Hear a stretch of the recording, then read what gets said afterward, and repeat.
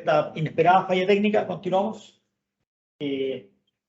Bueno, los galardonados con el Premio Nobel de Física el año pasado fueron 3 investigadores en el área de la física, los 3 son físicos, son Anton Zeilinger, John Clauser y Alana Specht.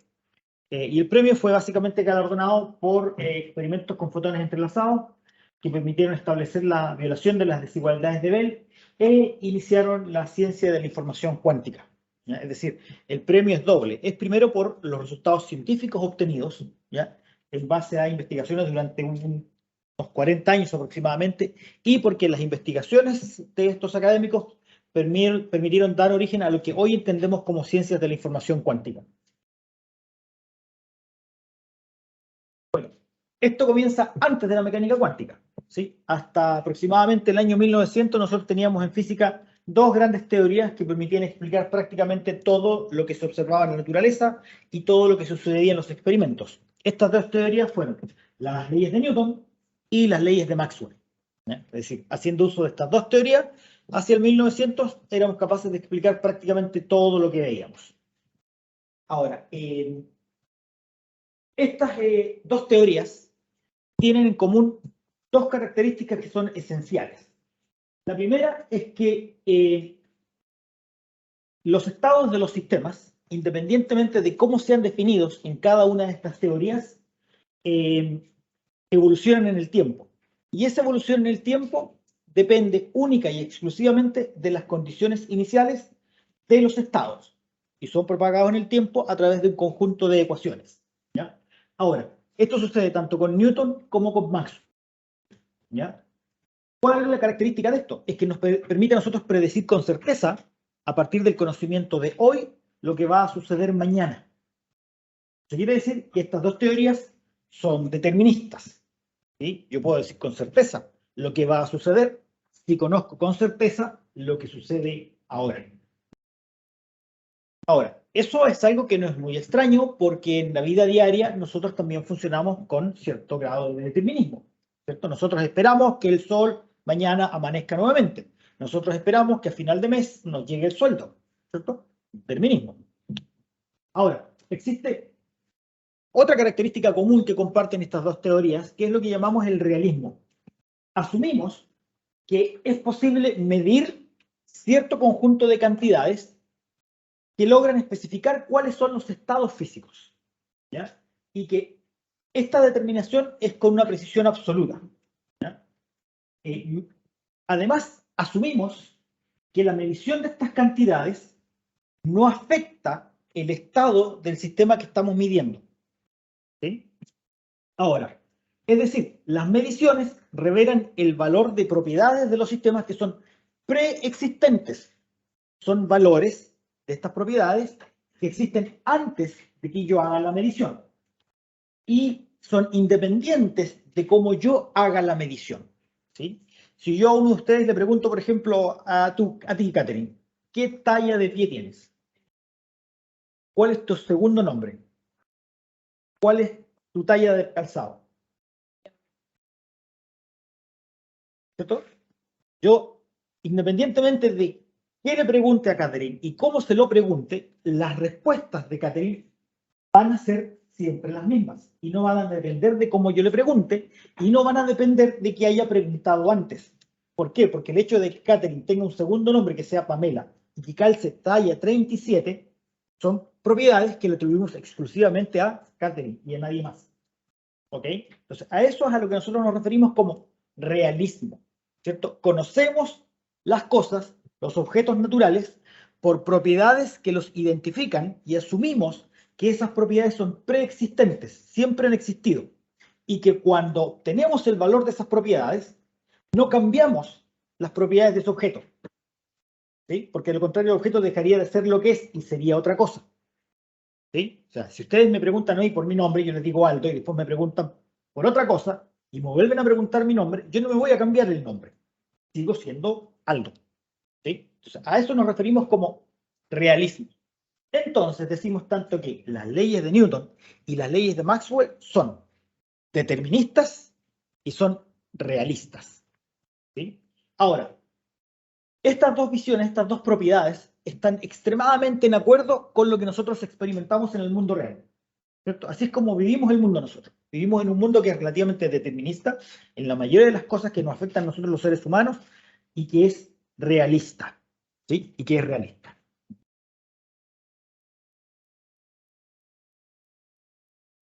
Bien. Ahora, tanto en las leyes de Maxwell como en las leyes de Newton, es posible introducir un cierto nivel de indeterminismo. ¿Cómo introducimos este indeterminismo? Básicamente a través de la ignorancia. Por ejemplo, un sistema puede estar determinado, y puede tener un estado que está determinado a partir de un conjunto de propiedades. Esas propiedades pueden tener ciertos valores, pero si yo ignoro algunos de estos valores, ¿cierto? Entonces aparece inmediatamente un determinismo. Ese determinismo me lleva a mí a introducir teoría de probabilidades para describir correctamente las predicciones del sistema.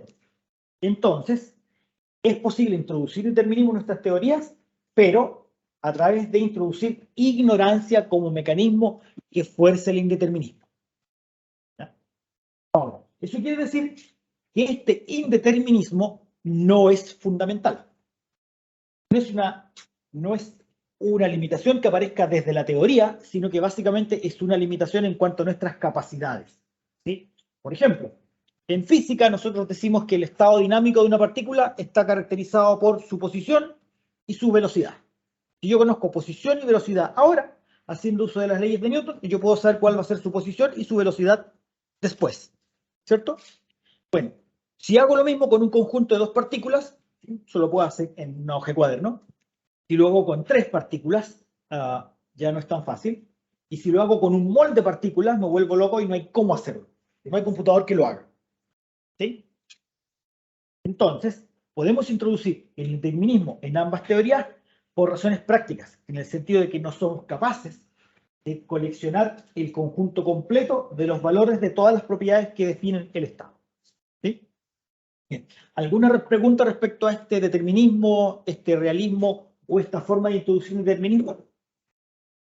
Está todo claro, ¿cierto? Sí.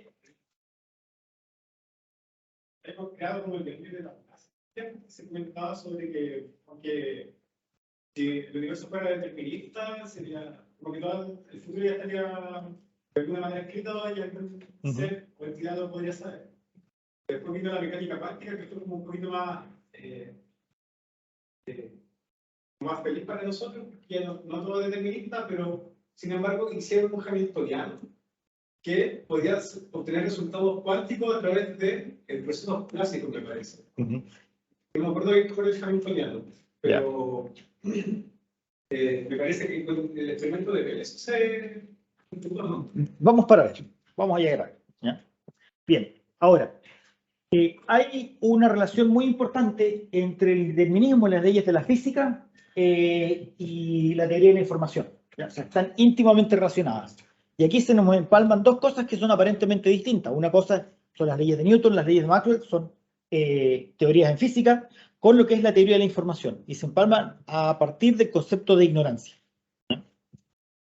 Uno de los papers más importantes en esto es un paper del señor llamado A.J. James de 1967, por si acaso. Ahora, aparece la mecánica cuántica, ¿sí? Alrededor del 1900. No vamos a discutir básicamente cómo aparece ni quiénes generan la mecánica cuántica. Vamos a decir que aparecen las relaciones de incerteza de Heisenberg. ¿Ya? ¿Qué es esto? Bueno, aquí tenemos dos variables, X y P. Y yo hago un experimento para medir el valor de X. Cuando una partícula, por ejemplo, está en un cierto estado. Entonces yo quiero medir o determinar el valor de X. Hago un experimento y obtengo un valor. Luego, el experimento lo repito. Y lo repito y lo repito. ¿Cierto? Y me genera una lista de valores. Eventualmente lo que va a suceder es que esa lista de valores no contiene un único valor, sino que tiene un montón de valores. Y lo que yo hago es determinar, por ejemplo, el promedio de esos valores. Y una vez que tengo el promedio de esos valores, determino la desviación estándar de esos valores. Básicamente, qué tan lejos están los valores que obtuve del promedio. Eso es lo que me indica esta delta X de aquí. ¿Cierto? Básicamente la variabilidad de los datos. Y hacemos lo mismo con otra variable que llamamos P. Entonces tenemos la variabilidad de X por la variabilidad de P. P es básicamente la velocidad de los sistemas. Entonces tenemos posición y velocidad. ¿Qué me dice la relación de incerteza de Heisenberg? Me dice que la variabilidad de la posición por la variabilidad de la velocidad es del orden de h barra. H barra es un número que es del orden de 10 elevado a menos 34. Es un número extremadamente pequeño. Extremadamente pequeño. Y hay otra relación de incerteza que es equivalente a la anterior, que es para la energía y el tiempo. Es decir, la variabilidad de la energía por la variabilidad del tiempo también es del orden de h barra. ¿Ya? Esto es un quiebre radical con la física clásica. ¿Por qué? Porque en la física clásica, posición y velocidad como conceptos son completamente independientes. Son completamente independientes. ¿Sí? Dos objetos pueden estar en tiempos distintos, en la misma posición y tener velocidades completamente distintas. ¿Sí? Y viceversa. Aquí, en cambio, estamos obteniendo que existe un vínculo a nivel estadístico entre nuestros conceptos de posición y velocidad cuando hablamos de estados cuánticos, de estados de sistemas microscópicos. Lo mismo pasa con la relación de energía y tiempo. ¿Sí? Esto nos dice a nosotros, básicamente, que si interpretamos esta dispersión de los valores en nuestros experimentos como una medida de error, ¿ya? Hoy en día sabemos que hay que tener cuidado con esta interpretación, pero en el tiempo en el cual nos estamos refiriendo, estaba todo ok. Entonces podemos decir básicamente que cuando tenemos un sistema cuántico y determinamos su posición, tenemos un cierto error. Esa determinación inmediatamente nos genera a nosotros una indeterminación en la velocidad. Es decir, si logramos nosotros determinar con precisión absoluta una de estas variables, la otra está absolutamente indeterminada. Ese tipo de variables fueron las que inicialmente pasaron a llamarse como complementarias.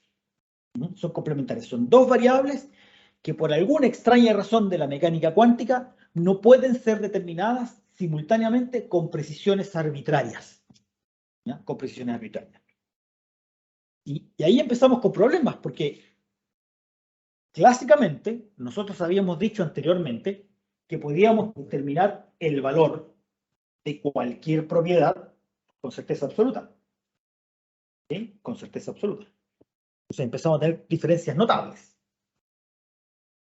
Bien, ahora, ¿cuál es la explicación de Niels Bohr de las relaciones de incerteza, de las relaciones de incertidumbre? ¿Ya? Esto es al comienzo de la mecánica cuántica. Niels Bohr dice lo siguiente, que el observar un objeto cuántico involucra una interacción física incontrolable con un dispositivo de medida, la cual afecta a ambos sistemas. ¿Ya? Esto de aquí es lo que logró que mucha gente se peleara entre ellos y no se hablara nunca más. Porque estamos diciendo, interacción física incontrolable. Esto es como echarle la culpa a los turururu. Nadie sabe qué es una interacción física incontrolable.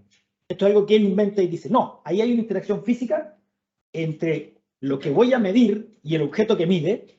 La interacción es incontrolable. Interacción, sí, bueno, nosotros los físicos pensamos que las cosas siempre hay interacciones. Perfecto, estupendo. Pero incontrolable, como medio descabellado. ¿Cuál es el origen de esta incontrolabilidad? Ni él sabía. Pero bueno, era su explicación. Ahora, esto tiene consecuencias. Primero, esta interacción genera el efecto de obtener un resultado en el dispositivo de medida. ¿Ya? Ok. Y debido a su carácter incontrolable, solo se puede predecir estadísticamente. Claro, él nos está diciendo, usted mide una vez, obtuvo un resultado, repite el experimento en las mismas condiciones y obtiene un valor distinto. ¿Por qué? Porque la interacción entre lo medido y el aparato de medida es incontrolable. ¿Sí? Entonces, esa incontrolabilidad es la que está generando esta estadística, este carácter aleatorio, ¿cierto?, en los resultados de las mediciones cuánticas. Y en segundo lugar, dice así, la interacción afecta al objeto cuántico de tal forma que otras cantidades medibles ven su precisión limitada. Es decir, con esto, Niels Bohr nos está diciendo que aquí está el origen de los principios de incertidumbre. Porque claro, como esta medición es incontrolable, entonces le hace cosas al sistema que yo medí, de manera tal que cuando vaya a medir otra variable, ¿cierto?, no la pueda determinar con toda la precisión que yo quiero. ¿Sí? Es decir, algo le pasa al sistema medido, al sistema cuántico, producto de mi medición. Ya, eso es súper raro desde el punto de vista clásico, eso no pasaba. ¿Sí? Eso no pasaba. ¿Por qué no se veía en los laboratorios? Porque el valor de H barra es muy chiquitito, ¿cierto? Las relaciones de incerteza son un error, entre comillas, inducen un error que es fundamental. No tiene que ver con el error en la técnica de medida. Entonces, yo voy a ver ese error fundamental H barra, lo voy a ver solo cuando tenga mediciones o técnicas de medidas que sean tan precisas que el error experimental es muy, muy, muy pequeño. Claro, eso no se daba en el 1900. Pero hacia el 1910, 1920 ya se podía ver en las técnicas experimentales. ¿Ya? Bueno, esta es la comprensión de Niels Bohr de la mecánica cuántica y está al núcleo de lo que hoy en día se llama la interpretación de Copenhagen de la mecánica cuántica. Ahora, podemos estar de acuerdo o no con la interpretación de Copenhagen, ¿ya? Lo cierto es que como cuadro mental para comprender la mecánica cuántica, la interpretación de Copenhagen impide que nos volvamos locos, ¿ya? Tratando de entender la mecánica cuántica. O sea, cumple un rol de sanidad mental, ¿ya? Porque ha habido muchos otros intentos por explicar este origen misterioso de la aleatoriedad en mecánica cuántica, ¿cierto? Pero cada cual ha generado cuadros que son más horrendos que el de Niels Bohr, ¿ya? Entonces Niels Bohr es como el más simple, ¿ya? No quiere decir que la naturaleza funcione así, solo dice que si nosotros pensamos de esta forma, lo que obtenemos como resultado está de acuerdo con las leyes de la mecánica cuántica. Ahora, Niels Bohr dio un ejemplo, dijo, bueno, vamos a pensar en el microscopio de Heisenberg, ¿ya? Entonces la idea era la siguiente, nosotros tenemos aquí un electrón, para observar ese electrón lo iluminamos, ¿cierto? La luz formada por fotones, ¿cierto? Partículas cuánticas, cuantos de la luz, en ese tiempo ya se sabía que la luz tenía cuantos, estaba formada por cuantos, ¿cierto? Esos cuantos van a ser dispersados por el electrón en un proceso de scattering, van a ser conectados por una lente, van a llegar a una cámara, un CD, ¿cierto? Una película, y vamos a saber dónde está el electrón en ese momento. El problema está en que el electrón va a tener una velocidad que va a ser afectada por el momentum de los fotones. Entonces vamos a saber dónde está, pero después no vamos a poder saber decir cuál es su velocidad. ¿Ya? O sea, la medición misma induce un cambio en otra variable. Medimos la posición y probablemente la medimos muy bien, pero si queremos medir la velocidad de ese electrón, ya no es la que tenía, la cambiamos. Entonces ahí aparece esta forma de pensar de Niels Bohr en el microscopio de Heisenberg, ¿ya? Entonces, como resumen, tenemos que, de acuerdo a Bohr, el carácter incontrolable de la interacción física es el que da soporte a las relaciones de incertidumbre y la fuente de carácter estadístico de la mecánica cuántica. Ahí está el origen de esto. Bueno, resulta que hasta 1930, 1935, Einstein estaba súper happy con la mecánica cuántica. ¿Por qué? Porque la mecánica cuántica está obteniendo resultados. La mecánica cuántica está explicando muchas cosas, ¿ya? Estaba teniendo grandes éxitos. La mecánica cuántica permitió explicar, por ejemplo, la teoría del color, el magnetismo y un montón de otras cosas. O sea, estaba funcionando súper bien, ¿ya? Pero en algún momento Einstein empieza a notar que la mecánica cuántica, y no solo la mecánica cuántica, los investigadores trabajando en mecánica cuántica comienzan a renunciar a ciertas aspiraciones que teníamos en la física clásica. ¿Cuáles aspiraciones? Primero, que la mecánica cuántica renunciaba a la tarea típica de las ciencias naturales de generar conocimiento sobre aspectos naturales que son independientes de las observaciones y los observadores. Es decir, bueno, en física clásica nosotros asumimos que aprendemos sobre las cosas a través de propiedades que les pertenecen a las cosas y no que son generadas a través del proceso de medida, porque son propiedades de las cosas y no del objeto que estoy usando para medirlas. Y eso era algo que estábamos perdiendo con la mecánica cuántica. Ahora, esto es debido a que la función de onda, o el estado cuántico, solo se refiere al resultado de las mediciones, y por lo tanto la mecánica cuántica no dice nada sobre qué es cierto en ausencia de mediciones. Yo tengo el estado cuántico, a través del estado cuántico puedo calcular cosas, esas cosas las puedo calcular, comparar con las predicciones. Pero las predicciones, o sea, con las observaciones, pero las observaciones requieren un experimento. Entonces, mientras yo no haga un experimento, ¿cierto? ¿Qué puedo decir acerca del sistema?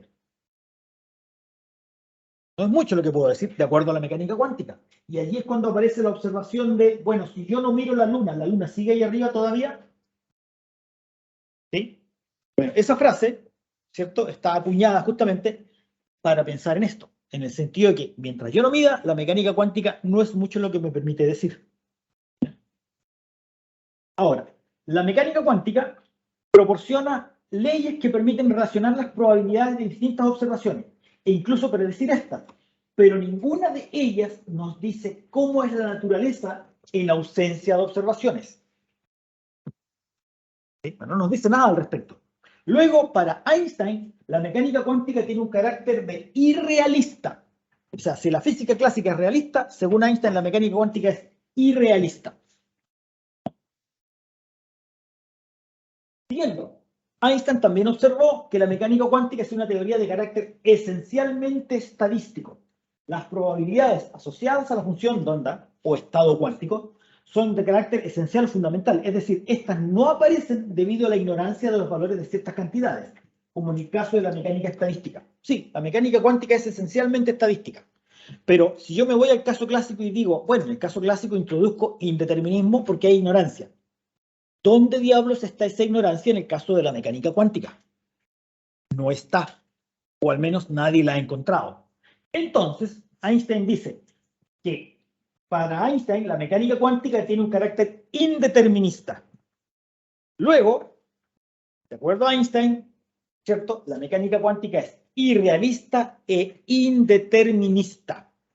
¿Ya? Es decir, está en un conflicto completo con lo que entendemos como física clásica y cómo en la física clásica conocemos el mundo y cómo lo interpretamos.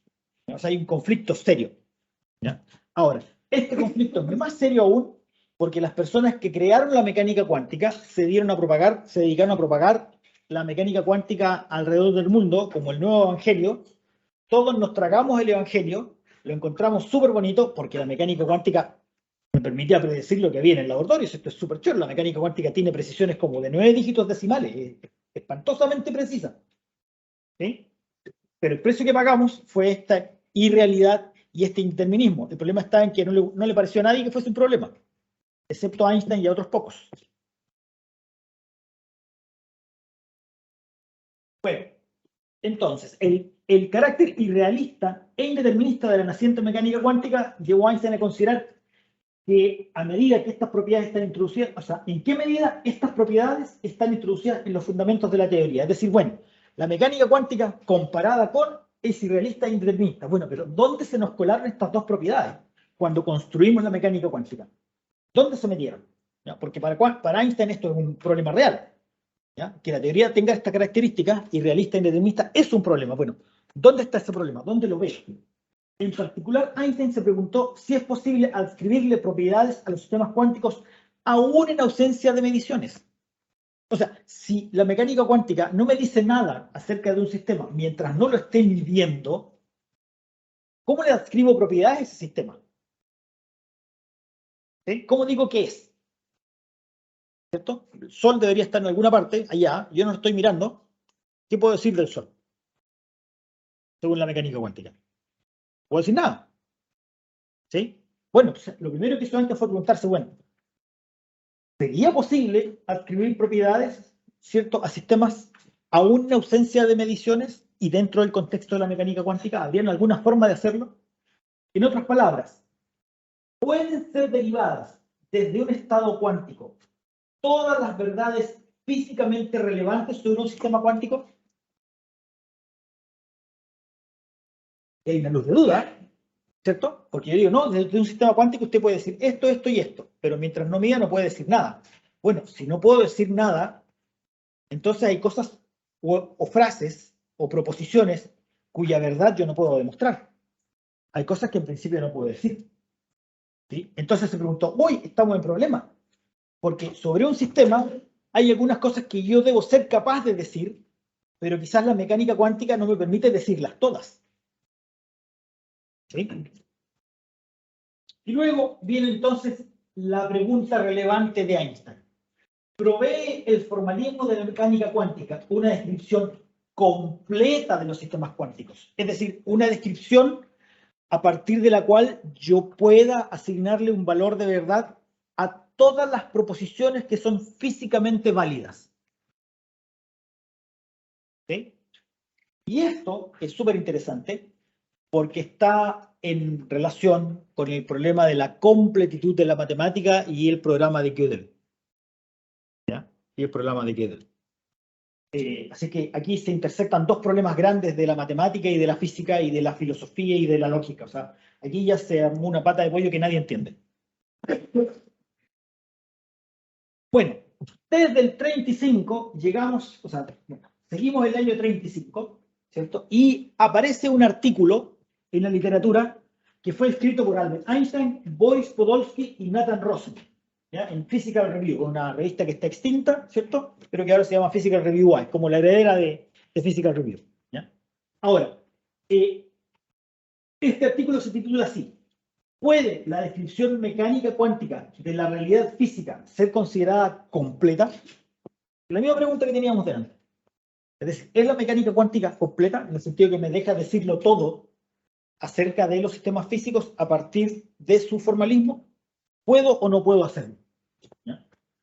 Bueno, resulta que Boris Podolsky y Nathan Rosen, ambos, si mal no recuerdo, eran investigadores asistentes o postdoctorados de Albert Einstein en ese tiempo, ¿ya? Este artículo, según los historiadores de la física, se elaboró en una serie de reuniones entre los tres investigadores que tiene una partida en los congresos Solvay alrededor de 1928. ¿Ya? Es decir, mucho de lo que está en este artículo básicamente refleja una línea de pensamiento de Einstein muy antigua, desde 1928 y sus discusiones con Heisenberg y con Bohr. ¿Ya? Así que es una consecuencia de... Ahora, antes de que saliera publicado el artículo en Physical Review, apareció una noticia, New York Times, si mal no recuerdo, que dice: Einstein ataca la teoría cuántica. Científico y dos colegas encuentran que no es completa, aunque correcta. ¿Cierto? Sí, es correcta, pero no es completa. Es decir, no nos deja decirlo todo acerca de las proposiciones físicamente relevantes. ¿Ya? Y dicen que una más completa sería posible. Ellos piensan que de su resultado quizás sería posible construir una teoría más general que la mecánica cuántica y que realmente sea completa. ¿Ya? Sea completa. Ahora, ¿dónde está lo divertido? En que este artículo aparentemente fue filtrado a la prensa por Podolsky y salió publicado antes que el artículo en Physical Review. ¿Ah? Antes que en Physical Review. ¿Qué fue lo divertido? Además, es que los periodistas de la revista se contactaron con un físico de la época, un señor de apellido Coleman, que dijo: sí, el artículo es interesante, pero tiene un problema en tal parte. Entonces, antes de que el artículo saliera publicado, ya se sabía que había un punto débil en el artículo, y es del cual vamos a hablar posteriormente. ¿Ya? Así que aquí hay una historia bien, bien sabrosa. ¿Ya? Obviamente, Podolsky tuvo un tiempo muy malo sentándose al lado de Einstein después de esto. ¿Sí? No lo pasó bien para nada el pobre hombre, ¿cierto? ¿Ya? Porque el jefe se enojó, ¿cierto? Obviamente había consecuencias. ¿Ya? Ahora, es más, hay algunos historiadores que han afirmado que Einstein, o sea, hay evidencia que lo prueba prácticamente, que Einstein no estuvo conforme con la forma en la cual se escribió el artículo. O sea, aparentemente Einstein no tuvo acceso al formato, al último draft del artículo antes de ser enviado a la revista. Entonces, cuando el artículo salió publicado en la revista y lo vio Einstein, Einstein dijo: sí, este es el resultado que nosotros teníamos, pero no está escrito de la forma en la que yo lo hubiese escrito.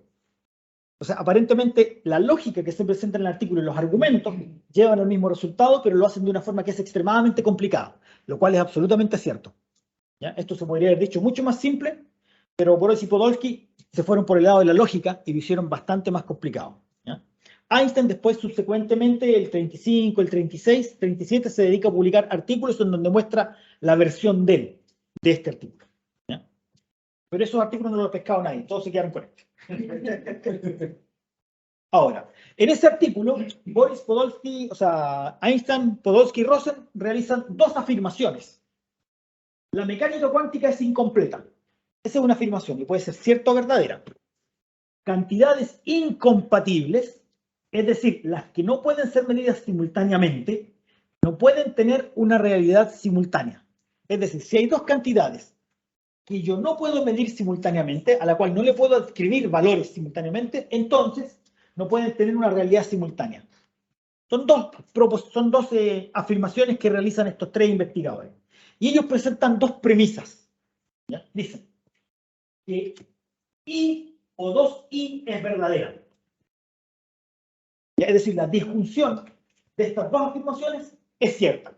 Ellos logran probarlo en el artículo. ¿Ya? O sea, lógicamente es I o 2I. Y muestran que eso es verdadero. ¿Ya? Eso quiere decir que al menos una de estas dos proposiciones, de estas dos afirmaciones, debe ser verdadera. Y que las dos no pueden ser falsas simultáneamente.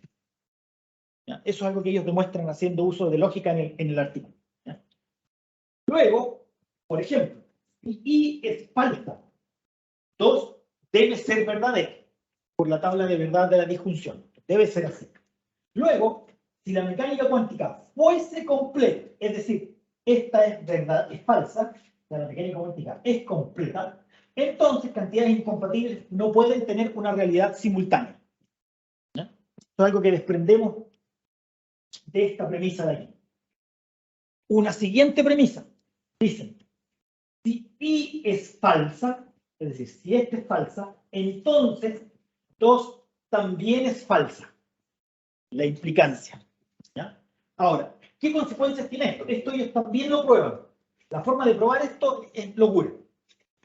Luego, si la mecánica cuántica fuese completa, entonces cantidades incompatibles podrían ser simultáneamente reales. Entonces, ¿qué tengo? Mecánica cuántica completa, cantidades incompatibles no pueden tener realidad simultánea. Después, si la mecánica cuántica fuese completa, entonces cantidades incompatibles podrían ser simultáneamente reales. Tengo una contradicción. ¿Cierto? Dos premisas que se pueden demostrar como ciertas a través del razonamiento de Einstein, Podolsky y Rosen me llevan a una contradicción. Si es que la mecánica cuántica fuese completa. ¿Cuál es la solución de la contradicción? Que la mecánica cuántica es una teoría incompleta. ¿Ya? Entonces, lo que hicieron Podolsky y Rosen fue llevar las ideas de Einstein al terreno de la lógica. O sea, aquí esto es una demostración lógica, esto es así de cuaderno de primer año, lógica. ¿Ya? ¿Por qué? Porque ellos necesitaban un argumento que convenciera a todo el mundo. O sea, el razonamiento tenía que ser libre de errores. Y eso es lo que lograron ellos con esto. ¿Ya? Lo hicieron a nivel de la lógica. Suena complicado si no han estado expuestos a la lógica, pero si lo leen varias veces se van a dar cuenta de que sí. Esto no es locura. ¿Ya? No hay madness aquí, sino que hay método. ¿Ya? Entonces, Einstein, Podolsky y Rosen concluyen que la mecánica cuántica es incompleta, dado que en el caso opuesto tendríamos una contradicción. ¿Ya? Bien. Ahora, ¿cómo demuestran ellos la primera premisa? Bueno, primero hacen algunas definiciones. Una teoría es completa si cada elemento de realidad física tiene una contraparte en la teoría física. ¿Qué es un elemento de realidad física? Nunca lo dijeron. Eso no está definido en el artículo. ¿Ya? Pero dicen, si cada elemento de realidad física tiene una contraparte en la teoría, entonces la teoría es completa. Bueno, dice, esta es una condición necesaria para que una teoría sea completa. Luego, si la condición no se cumple, entonces la teoría es incompleta. Es decir, si esto no pasa, tiene que ser incompleta la teoría, porque es una condición necesaria. Después dice, elemento de realidad. Esta es la definición de elemento de realidad. Sí. Si, sin perturbar un sistema, en ninguna forma, podemos predecir el valor de una cantidad física, entonces existe un elemento de realidad correspondiente a dicha cantidad. Esta es una condición suficiente. Es decir, si yo puedo hacer eso, entonces existe un elemento de realidad. Entonces, conocemos lo que es un elemento de realidad a través de una definición operacional. No nos están diciendo que es un elemento de realidad. Dicen, no, usted lo reconoce así. Pero ¿qué son estas cosas? No importa, no tiene que ver con la discusión. Lo definen así. Ahora, ellos dicen entonces que si dos cantidades complementarias, según la mecánica cuántica, fuesen elementos de realidad, es decir, a cada una le pudiésemos escribir nosotros valores, ¿cierto? Sin perturbar el sistema, entonces la mecánica cuántica sería incompleta. pues las relaciones de incertidumbre no permitirían tal asignación dentro de la mecánica cuántica. Esto dado que no existe una función de onda que contenga contrapartes de ambos elementos. O sea, con eso mostramos la verdad de la primera proposición, ¿ya? La que nos decía IO2 es verdadera. ¿Ya? Eso es lo que podemos demostrar haciendo uso de estos conceptos. ¿Ya? La segunda premisa. Bueno, para la segunda premisa tenemos un experimento pensado. Aquí no hay lógica. Aquí tenemos un experimento pensado, físico. Y aparecen los famosos estados entrelazados. Entonces vamos a hacer el siguiente juego. Tengo un sistema o una fuente que genera dos partículas con masa, ¿cierto? Dos partículas con masa. Esas partículas con masa son susceptibles de tener dos propiedades cada una. La propiedad A, la propiedad B. ¿Sí? Y lo que yo voy a hacer es tener aquí un setup experimental que mide la propiedad A o la propiedad B, y lo mismo aquí, la propiedad A o la propiedad B para la partícula que viaja hacia la derecha o viaja hacia la izquierda. ¿Ya? ¿Qué fue lo que ellos encontraron en el artículo?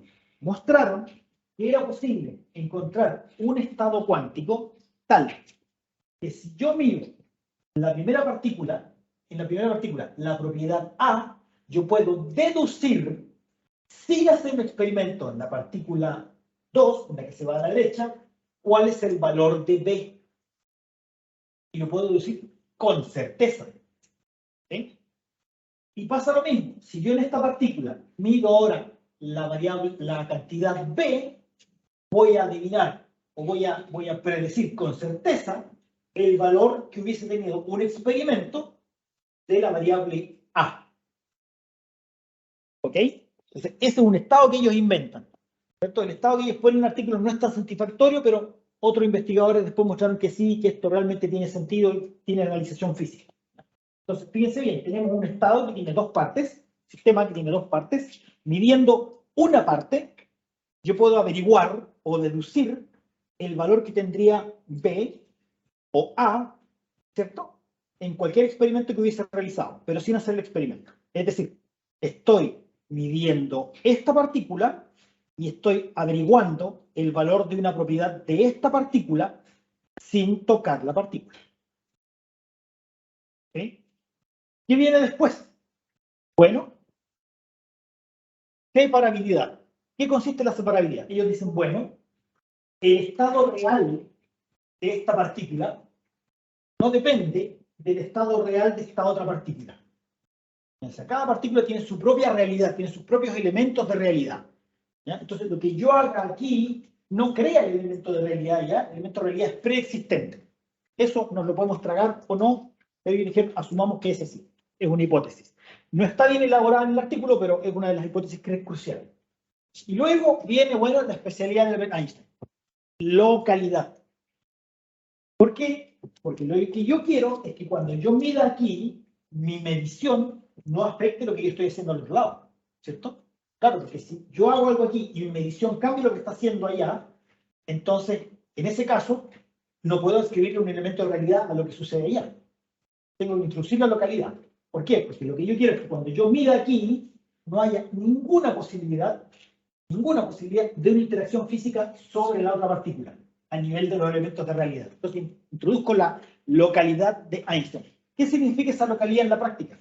Significa que estas dos partículas, cuando yo las mida, tienen que estar suficientemente separadas, ¿cierto? De manera tal que la distancia en tiempo sobre ellas impida que un fotón generado aquí pueda llevar información hasta la otra partícula y alterar el resultado de la medición. Es decir, no puede haber transporte de información. O sea, ellos lo hacen para forzar eso, para asegurarse que no haya ninguna interacción entre esta medición sobre este sistema y el sistema de ahí. ¿Por qué? Porque en la definición de elemento de realidad dice que si en ninguna forma yo perturbo el sistema que estoy midiendo y le doy un valor a la cantidad que me interesa, entonces hay un elemento de realidad. Para eso necesito la condición de separabilidad y la condición de localidad. Con esto, ellos demuestran la segunda premisa. Y habiendo demostrado la primera y la segunda, la conclusión lógica es inevitable. La mecánica cuántica es incompleta. Es por esencia. ¿Ya? en base a las definiciones de ellos. Ahora, podemos poner en duda las definiciones y podemos poner en duda las hipótesis que ellos plantean. El problema está en que nadie ha venido con algo mejor. ¿Ya? O sea, se ha elaborado sobre esto, sí, pero las cosas que se han elaborado son cada vez más locas que esto mismo. ¿Ya? Entonces, esto es como el caso simple. Ahora, el año 1974, es decir, aproximadamente 30 años después, entra John Bell en escena. ¿Quién es John Bell? John Stuart Bell era un físico de partículas, ¿ya? Que empieza a elaborar sobre los trabajos de Einstein. Bueno, ¿qué nos dice Einstein? El entrelazamiento, que es esta propiedad de que yo mido aquí y aprendo algo de lo que sucede aquí, muestra que la descripción mecánico-cuántica de la realidad es incompleta. ¿Ok? Todos le comprobamos eso a Einstein porque el artículo está súper bien hecho. Ahora, Einstein deja la puerta abierta y dice, bueno, pero a lo mejor podemos completar la mecánica cuántica. A lo mejor le faltan variables a la mecánica cuántica que no conocemos y con esa la mecánica cuántica se completa y se transforma en una teoría realista y determinista y yo voy a ser feliz. ¿Sí? Lo dejó planteado, dijo, esto puede ser. Bueno, ¿qué dijo John Bell? Dijo, esto es correcto, que la mecánica cuántica es incompleta. Sin embargo, no puede ser hecha completa en ninguna forma razonable. Dice, bueno, supongamos que la mecánica es incompleta, pero ¿le puedo agregar algo para hacerla completa en el sentido de Einstein? Él dice que no es posible bajo formas razonables. O sea, esto es una demostración, pero una demostración dentro de un cierto contexto. Si ustedes salen del contexto, la demostración no es válida de lo que hizo Bell. Bueno, ¿qué dice Bell? Las predicciones, tenemos tres afirmaciones. Las predicciones de la mecánica cuántica son correctas. Yo creo que cualquier físico experimental y físico teórico va a estar de acuerdo con eso porque es lo que observamos en la realidad. 2. Realismo. Los resultados de cualquier medición dependen de las propiedades del sistema antes e independientemente de la medición. ¿Ya? Tenemos ahí una definición de realismo. Localidad. El resultado de cualquier medición es independiente de acciones en regiones con separación tipo espacio. Es decir, si estamos suficientemente separados y yo mido aquí, lo que yo haga aquí no tiene tiempo suficiente para transportar información hasta el otro lado. Si tengo esa localidad. ¿Qué muestra John Bell? Que si uno es cierta, es decir, si usted le crea la mecánica cuántica, entonces 2 o 3 es falsa. Alguna de estas debe ser falsa, o ambas. ¿Sí? Es una conclusión inevitable del trabajo de Bell. Y ahí quedan todos así como, se murió Einstein. ¿Cierto? Porque Einstein dice, no, si la podemos completar porque la mecánica cuántica es incompleta. Primer logro, ya, todos estamos de acuerdo. Pero la podríamos completar. Aparece John Bell y dice, no, mire, si usted asume estas cosas que son tan razonables, no se puede. Súper simple. ¿Ya? ¿Qué hace Bell? Bell nuevamente muestra que si tenemos una fuente que genera estos estados entrelazados y sobre esas fuentes, sobre esas partículas, hacemos experimentos bien definidos, ¿cierto? Entonces, lo que podemos hacer es calcular una cierta cantidad con los datos de las mediciones. Es una suma de cosas. Esta suma de cosas debe ser menos 2, ¿cierto? Si es que no le creemos a la mecánica cuántica. Y si le creemos a la mecánica cuántica, esta cantidad puede llegar a ser 2 raíz de 2. Es decir, tenemos un test experimental para definir entre dos hipótesis. ¿La mecánica cuántica es o no es completable? O sea, usted hace el experimento y descarta inmediatamente. No, la mecánica cuántica se puede o no se puede completar. Así de simple. Bueno, este tipo de razonamiento aparece en Bell, el año 64, Clauser, Holmes y Moni Holmes. Clauser es uno de los ganadores del premio Nobel del año 69. Bell nuevamente el año 71, Clauser y Holmes el 74, y Greenberg, Holmes y Zeilinger, otros de los ganadores, el año 89. Es decir, este tipo de razonamientos es recurrente en la literatura y formó un área de investigación gigantesca que todavía sigue en estudio. ¿Ya? Bueno, entra John Clauser en el año 72. 1972. ¿Y qué hace John Clauser? John Clauser dice, bueno, tenemos la propuesta de Bell, que era pura teoría, yo voy a hacer un experimento. Y él hace un experimento. ¿Ya? él tiene aquí una fuente de átomos de calcio, si no mal recuerdo, esos átomos de calcio pasan por acá, cuando decaen los átomos tiran un par de fotones, y ahí tengo dos fotones en un estado entrelazado, y después los mide de alguna forma. Y él hace el experimento de Bell, midiendo todas estas cantidades, las famosas E's que entraban en la ecuación, calcula la suma de las E's con la resta, y lo que él obtiene es un número que es 2 raíz de 2, y no 2. ¿Sí? O sea, John Clauser, a través de su experimento, logra mostrar que la mecánica cuántica no es una teoría susceptible de ser completada. ¿Ya? Y le da la razón a John Bell. ¿Sí? Y desprueba la idea de Einstein de que podíamos completar la mecánica cuántica. Ahora, el experimento de John Clauser, siendo el primero y siendo un experimento extremadamente difícil y siendo hecho con equipos de laboratorio de descarte de otros experimentos y que él tuvo que recuperar prácticamente como de la basura, ¿ya? O sea, la historia de John Clauser es épica, tiene problemas. ¿Por qué? Porque esto es hecho dentro de un laboratorio en una mesa. Y la distancia en la mesa es tan cortita que cuando yo mido aquí, los fotones en llegar al otro lado no se demoran nada. Entonces no puedo satisfacer la hipótesis de localidad. Y como no tengo la hipótesis de localidad satisfecha, esto de aquí no prueba nada.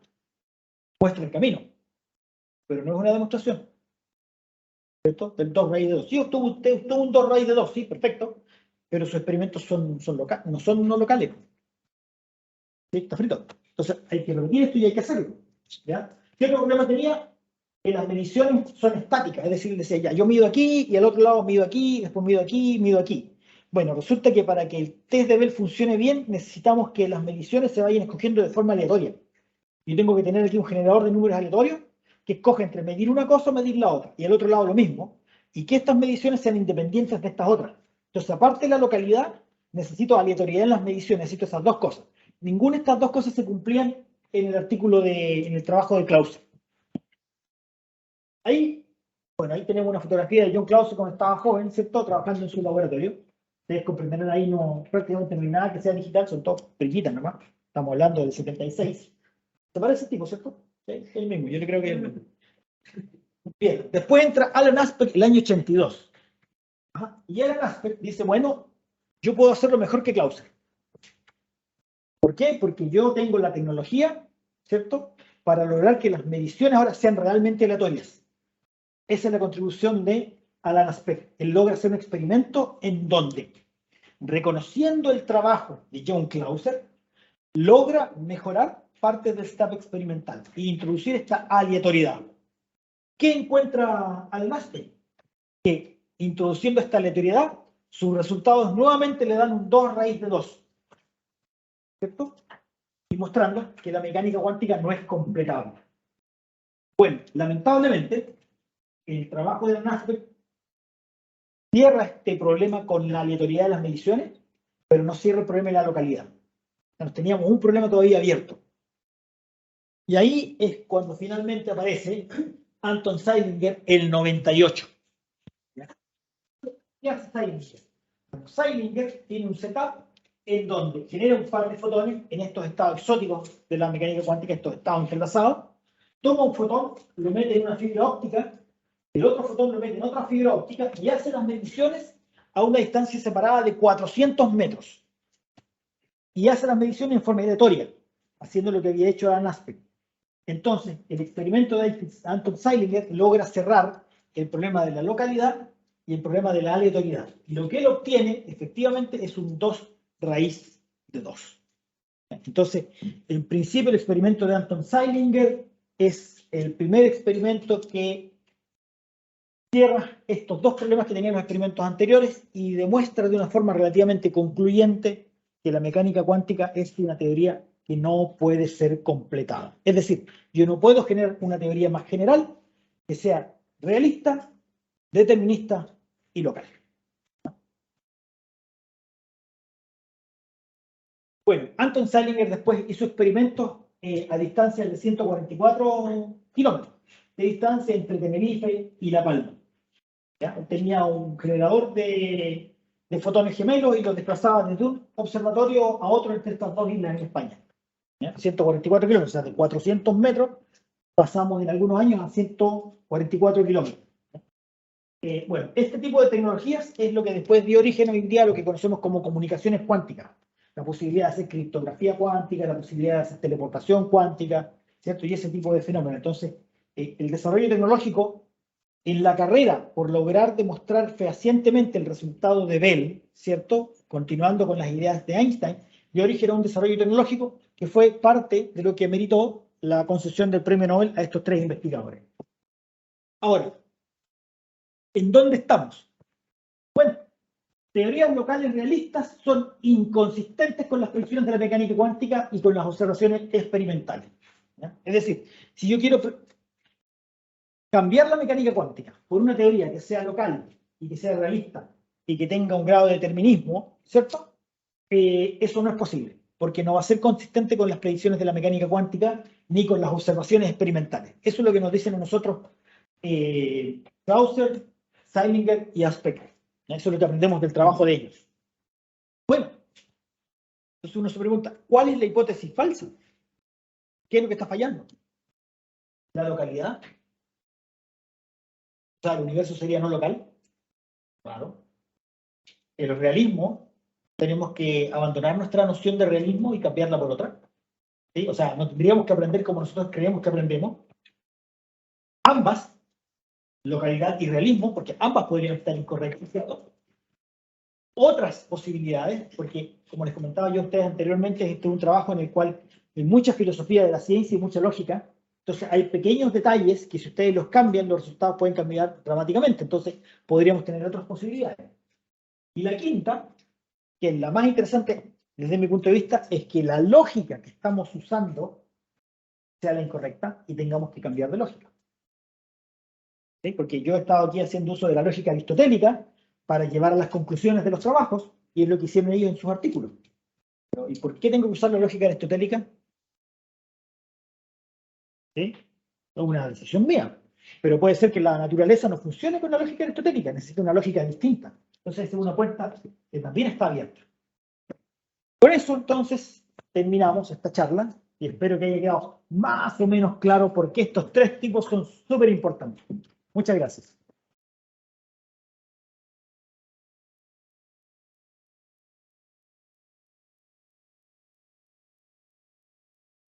Fernando, tenemos tiempo para algún par de preguntas. Tomás.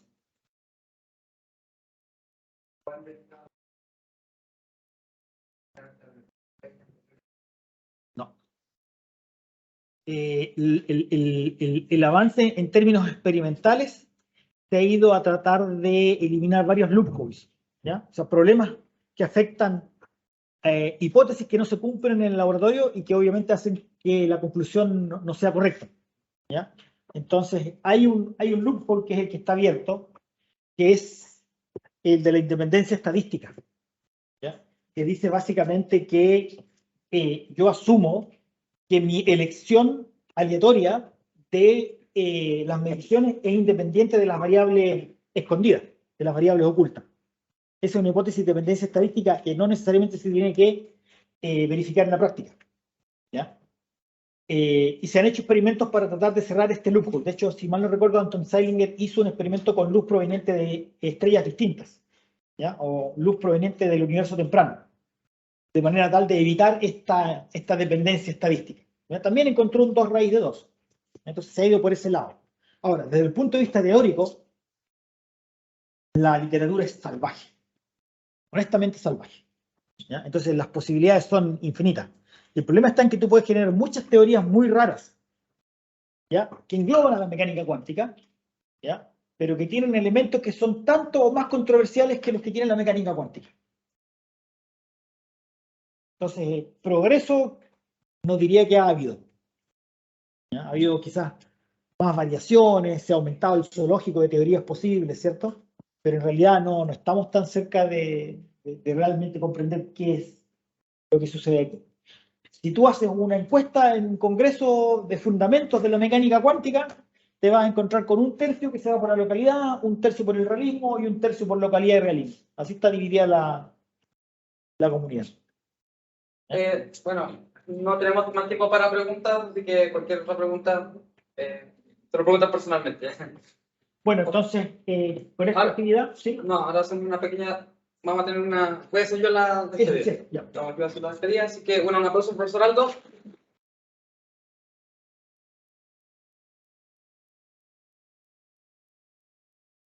Un segundito, te voy a poner mi PC.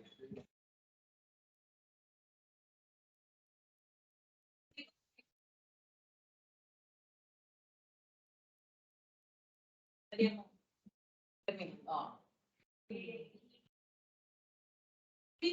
sí, eso. Porque después de que el inicio nos salen corriendo, porque la idea es que nos juntemos abajo en el call para que nos saquemos una fotito de todos los participantes de la serie.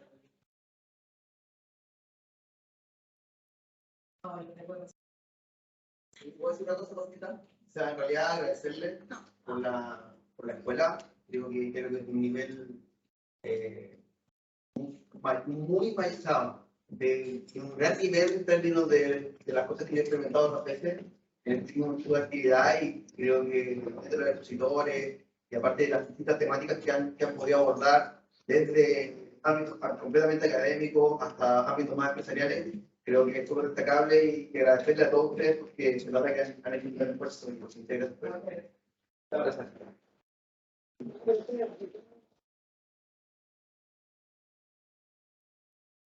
Para terminar la escuela, esto va a ser muy corto, solamente queríamos hacer como un pequeño resumen, como para que veamos lo que pasó esta semana, recordemos entre todos juntos cuando pasamos bien o cuando sufrimos, ¿cierto?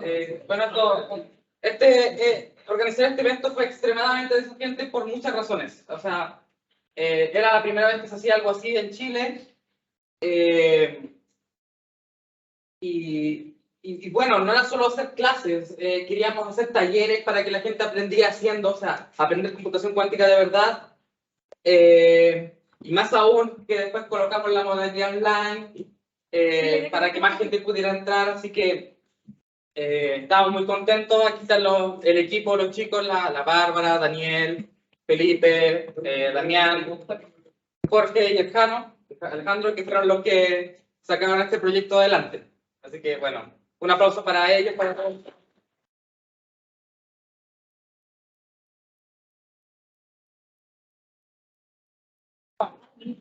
Sí, y bueno, o sea, aquí volviendo. Sí,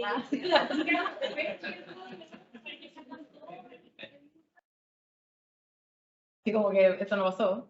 De por sí, o sea, ¿no? Le volví. Entonces, bueno, estuvimos nuevamente recordando, o sea, tuvimos las clases teóricas, donde la pasamos bien, nos reímos, ¿cierto? Con muy buenos expositores, todo fue muy bueno. Nunca me voy a olvidar, fue Dominica haciendo cálculo ahí, haciendo los cálculos como corresponde, ¿cierto? Como lo hace un buen matemático, y el profesor Aldo apuntando a la cámara ahí. Fue muy entretenido. Después tuvimos durante la tarde los talleres, sí, donde ahí yo creo que donde más se aprendió, diría yo, ¿cierto? Se obtenían ideas durante la mañana y en la tarde se llevaba algo concreto, programación, aprendimos a usar los computadores IBM, aprendimos Qiskit, se hicieron amigos, no sé, ¿cierto? Hicimos... bueno, también se sufrió mucho, ¿cierto? Un Damián. Sí. Y ahí está Damián ahí siendo instructor. Entonces, bueno, estando ya en este punto, usted se puede preguntar qué hago ahora. O sea, a mí me gustaría seguir aprendiendo computación cuántica, ¿ya? Y, digamos, no todos pueden seguir la carrera académica, no todos pueden entrar a estudiar física y hacer una tesis en computación cuántica o cosas por el estilo, con tecnologías cuánticas. Pero la verdad es que, como les comenté en la bienvenida, no es necesario. O sea, esto es una comunidad, es una gran comunidad de gente, de entusiastas de la computación cuántica y que si ustedes, digamos, ya son parte de ella, haber participado en la escuela. Y pueden seguir participando de esta comunidad. Y hay muchos eventos durante el año, y muchos eventos online, eventos mundiales en los que pueden participar y que nosotros, digamos, el grupo de información y computación cuántica de la UDECONCE solemos participar. Y también, para qué decir, ganar, o sea, competencia ganamos sin puntos. Entonces, aquí la que viene más pronto es la CUJAC, que ahora en febrero la nombró Guillermo en su charla, porque la organiza Sanadú. Y por lejos el evento más financiado en cuántica de todo el año. O sea, hay un montón de desafíos y se pueden ganar muchas cosas. De hecho, por ejemplo, hace algunos días se anunció que Nvidia, la de las tarjetas de video, va a colocar un desafío en la QHAC. Y si la ganas, te ganas como una 4080, una tarjeta de video. 4090, así, una tarjeta de video. Si les falta tarjeta de video, vayan a la QHAC y vayan a hacer ese challenge. Y ganen. Y bueno, nosotros, por ejemplo, hemos participado ya 2 años consecutivos y con Damián y con Jorge fuimos a Finlandia porque ganamos un premio en la QHAC. Esa es la calidad de los premios. ¿Ya? Luego, después, durante mayo aproximadamente, se viene el IBM Quantum Challenge. Se hace otro después como en noviembre, pues son 2 veces al año. Y de hecho esta fue la primera actividad en la que yo participé. Y son una serie de desafíos y tú los completas todos y IBM te da un certificado de que tú lo lograste. La certificación que pones en tu LinkedIn ahí, el trabajo.